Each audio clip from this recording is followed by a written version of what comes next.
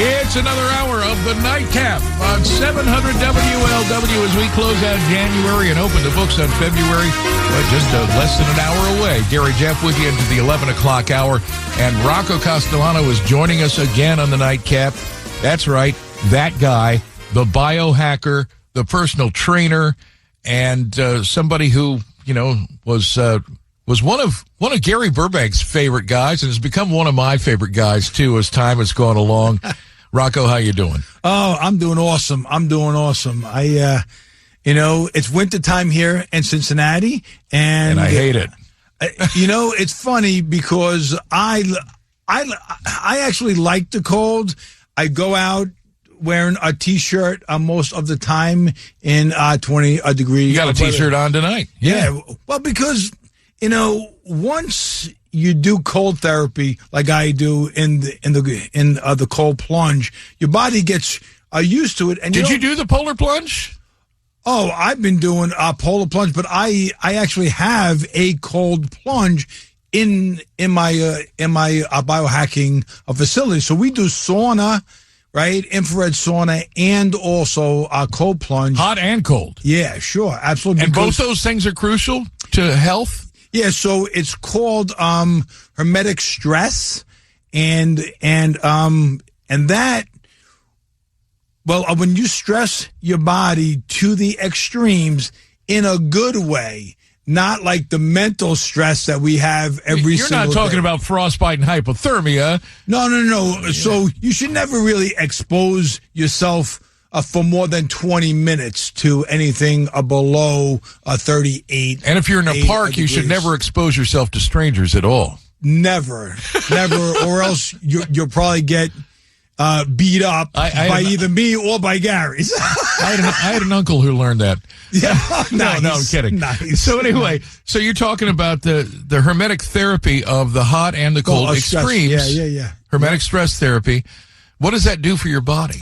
Well, it actually puts your body into what's called the survival circuit. And so it allows your Sirtuin genes, right? Your Sirtuin genes are basically the disaster response genes. Okay.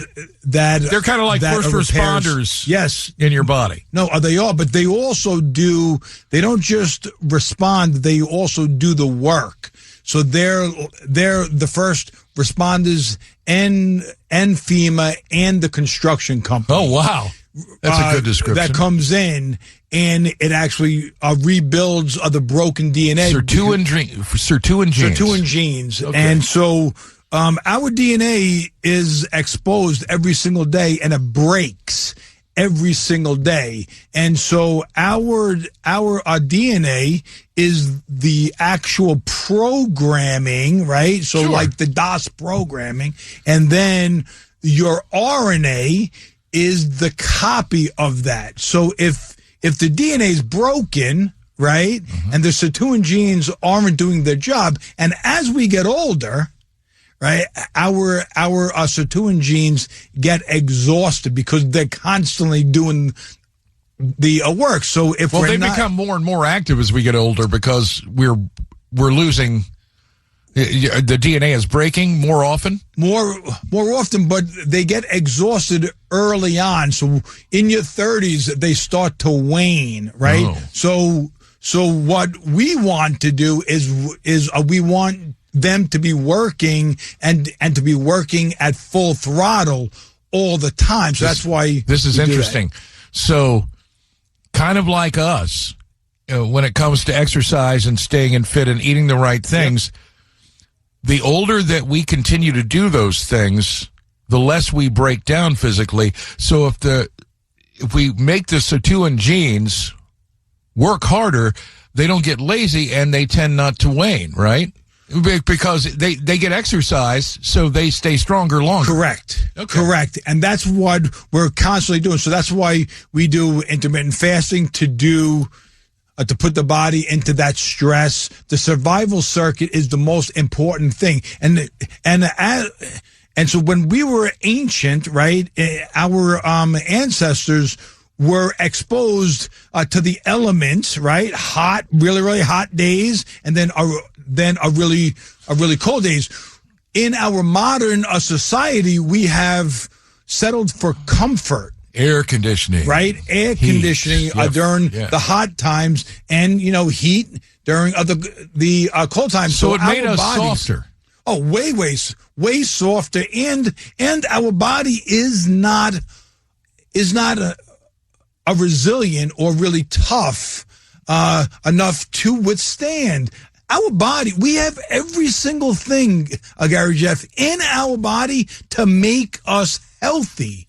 But we keep the modern society keeps breaking our body down with sitting all the time, standing all the time. The nutrition is garbage. Even the protein, even the stuff that's supposed to be organic, right, is basically picked a month before it's supposed to even come here. So there's no nutrients whatsoever. Well, you can't say you're not getting any nutrients from that. Well, you're not getting a tomato. Yeah, right. Oh. So if you pick a tomato, 3 weeks before it's actually ripe. Right, because all the nutrients come up while the tomato's ripening, right? Okay. So if you pick it when it's, let's say, green, and then you gas it, there is very, very little nutrients in that, especially a lycopene or the things that are really good for us. Yeah. So you're not going to have, that's why I always recommend that we go to the farmers markets and we shop locally here in season. What about this? What about, and I've been told before that vegetables that are flash frozen are probably as fresh as you're going to get anywhere because they're frozen at the time they're picked, so they retain those nutrients then, correct? When they're ripe. Yes. Okay, so and that's nearly the best way to get the ripest vegetables and also fruits. By the way, have you seen what these people want for a month's supply of like balance of nature, vegetables and fruits? And would you recommend those? If you don't get your vegetables and your fruits the way that we're supposed to, right? I would recommend it. Yeah. I'm not getting paid for that, but absolutely, I would. Okay. Yeah, and I mean, because I've wondered about the efficacy of those when you see the commercials on TV, and it kind of makes sense that they have all of the good things that you're talking about that are lost if the vegetables aren't fresh or ripe. But it seems like that would be a good path to go down if you could afford it. Well, it would be. I like food. Yeah. I'm a big. I do too. I'm a big eat your water, and also eat the nutrients in your that you can, and when you can't, supplementation, especially with vitamin D, with vitamin E, with vitamin A, ascorbyl palmitate, which is a vitamin C. I like to supplement. I take a handful of vitamins every morning, because there are times, right? I eat intermittent fastingly, and so my first meal starts at 1 p.m. and it ends at 7. Or at 12 and ends at 6. So you don't break fast until noon or 1 o'clock every day, right? Yes. Yeah. I've heard that before. That's a, they always said breakfast is the most important meal of the day, but they didn't say you had to eat it in the morning. Yeah. Well, back 40 years ago, 50 years ago, 60 years ago, Kellogg, and I can always tell you that story later, but Kellogg's was a marketing big time and spending a lot of money for people to eat breakfast, but also farmers. We were an agrarian, a society for a long time. So farmers would get their nourishment first. They wake up at 5, sure, right? And then they eat, and then they have lunch, and then they have dinner. But it was always as an Italian, we always ate a very, very light supper and a huge lunch. Okay. So that's kind of what I still do. I have it's called a big ass salad, and it's literally a big ass salad. right, exactly. It's huge. And so I have all my protein, all my vegetables. It weighs about 3 pounds. My God, of food. Yeah. You eat a 3-pound salad? Oh yeah, every single day. But that's my first meal, right? And then to me, that would be like just lifting the bowl would be like doing reps and weightlifting. Well, but I'm 220 pounds. Okay, so somebody that's 170, 180 might eat a 2-pound salad. Okay. Right? Well, I'll think about that. Yeah. I'll tell you, we're talking with Rocco Castellano, biohacker and fitness trainer, and my friend. And we're going to continue in just a moment. We're going to take a quick break, and we'll come back. I want to talk about sleep and the things you can do to aid your ability to sleep, which is just as important as the food you take in, right? Actually, it's much more important. All right. Rocco, back on the nightcap in just moments on 700 WLW. We're having a good time with Rocco Castellano on a Tuesday nightcap on 700 WLW. And the main thing that we talked about before this interview, I wanted to talk about the importance of sleep and how people can get help with getting enough sleep. And you mentioned in our first segment that as we get older, these first responders kind of wane and break down. And the same thing with sleep. As we get older, it becomes more and more important that we get the proper amount of sleep, right? And the right kind of sleep. Well, so when we're really young, kids, they need 12 hours of sleep because they're growing. Okay. Right? Sure. And so that makes sense. So the same thing, if we want to be healthy, if we want optimized health, right? Most people are just basically surviving, right? And I don't like people just surviving. I want them thriving. I want them to be never getting sick. I don't want them, to need to go to the doctor. I want them to go to the doctor because they get tested and they want to feel good about going to the doctor, right? And that's you don't want them to go to the doctor because they're sick and they've got something horribly already wrong with them. You're trying to prevent that. Yeah, so I don't believe that we have a healthcare system. I believe that it's a sick care system. So sleep is one of the most important things. And doctors and most people out there don't even understand sleep.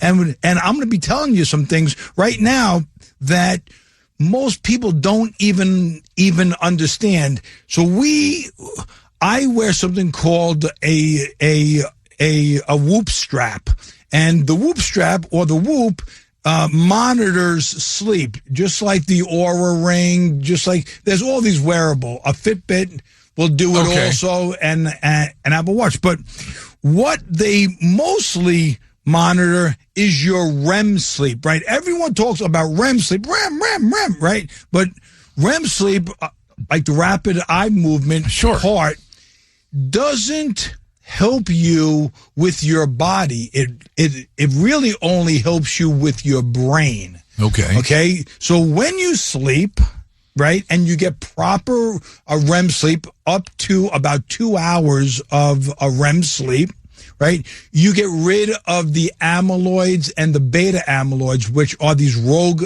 proteins, right? Now, that is great for the brain. That's great for dementia. That's great for Alzheimer's and Parkinson's, any kind of brain stuff. And we don't really start losing that until we're in our 60s. But we do start losing sleep, about 2 hours worth of something called slow wave or deep sleep. And that's what I like to monitor. That's what refreshes the body physically. It refreshes the body, but it also, it allows human growth hormone, which wanes as we get older. Natural human growth, not out of a jar, but natural human growth hormone. Correct, but when you get proper sleep and you get into that deep sleep, right, the growth hormone is now allowed to be present. When you don't get deep sleep, you don't have that growth hormone come into the body to help to repair your muscle, your connective tissue. And that's the reason why you see a lot of older people, when they don't get the proper sleep, they have cuts or like sores on their skin. Yep. They don't heal properly, or they don't heal for a really long time. When you get that deep sleep, right, you will absolutely heal much, much better, and you're way more healthy for that, and your stress levels come way down. And so that's why I look at the three different pieces. So how much you're awake, how much light sleep you should have, about 4 to 5 hours of REM, a light sleep, and about 2 hours of really deep sleep. Of a deep sleep, and also a REM sleep. So if you can get 8 hours, that's why we want to get 8 hours. Rocco, I'll tell you, most nights I will wake up after about 3 hours. My cycles are about 3.5 hours, and I wake up. Sometimes I can go back to sleep. Sometimes it's another hour before I can go back to sleep. And this is without any stimuli or anything else. But what can I do to get more consistent sleep and stay asleep? Well, you want to be tested for sleep apnea, for your magnesium levels. Oh, magnesium first. You want to also check your mucus levels, because a lot of times people that wake up like that are actually snoring or waking themselves up by going and trying to breathe. And you want to always be eating foods that have a melatonin, but don't just take a melatonin before you go to sleep. You always want to be taking a magnesium before an hour or so before, if you are insufficient or deficient. What should you avoid eating or doing before you go to bed? Well, definitely coffee. Any stimulant like coffee, you want to end before 11 a.m., so no coffee after 12. And then you don't want to be eating anything about 2 hours before. And definitely you want to start not watching a TV, use blue blockers, and always have a ritual. So brush your teeth, wind down. Don't be looking at your phone 10 minutes before you go to bed, and never exercise. Hold on. Rocco Castellano just said never exercise. Yeah. More than, if you exercise an hour before you go to bed, or about 2 hours. Well, your body's pumping. You're raring to go, and you're not going to go to sleep, and you'll have a latency, we call it. And that a latency is how long it actually takes you to go to sleep. The easiest thing you said in all of that, for me to probably do, just because I have to readjust my whole schedule of what I do before I go to bed, is take magnesium. This is a very important supplement to have. Yeah, a magnesium and also a melatonin. I eat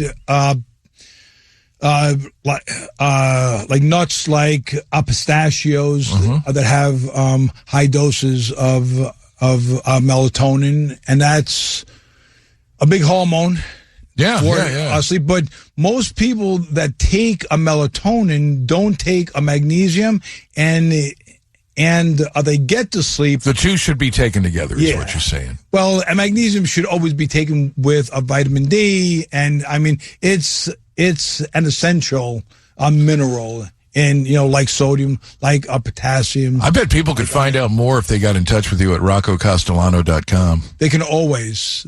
Always. Also, when I'm on Monday and Tuesday nights until baseball season kicks in, they can always listen to the Nightcap. That'll probably help them sleep, too. I don't know, because when I'm on it, I've heard that a lot of people start thinking about stuff that they're not doing. So I don't know if that's a good thing or a bad thing. A good sedative or not. Right. Well, Rocco, thank you so much for your time, my friend. Always. Well, thank you. It's great to have you back. I can't wait to tell you the next time I should be in my new place at 519 on Madison Avenue in Covington. So you're going to go back to Covington? Going back to Covington. I'm still waiting for that apartment to be ready. Right? That's a callback. That's another story. 22 years ago. Yeah, that's another story. Rocco, thank you, my friend. Thank you so much, guys. We'll finish off the Nightcap with Dick Morris coming up after news on 700 WLW.